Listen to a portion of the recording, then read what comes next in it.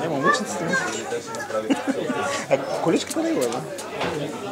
Приятел да казва, понеже ни пускаме с класика ситуация, винаги си носят някакви играчки, които да са пуснат в всеки на детето в ситуацията за вземане лота играчка. Да. Техният човек е първият играчка. И нашия е така. Даже налита на бой. На дечица, където са по-големи от него, очевидно. И те го пазят, нали? Ама той нашите въобще не се съобразява, почва да щипа, щипа предимно, нали? Прави го скрито, така че никой да не види.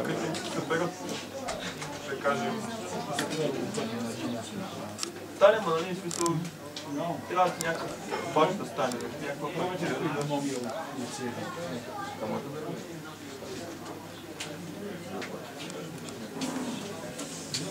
Пак ще чупа малко.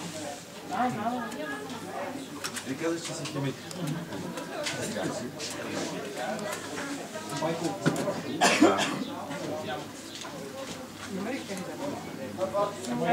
Ние ще си коментираме. За физика и химия.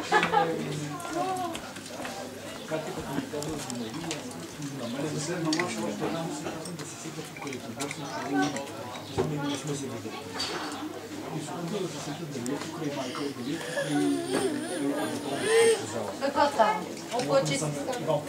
Ела да кажеш.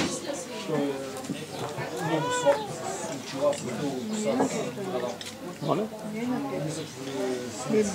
По принцип, харесвам му да е така нещо непознато. А днес тук е доста интересно, ама той що така се събуди сутринта нещо? Сутринта се буди на кеф, ама после какво стана? А, не.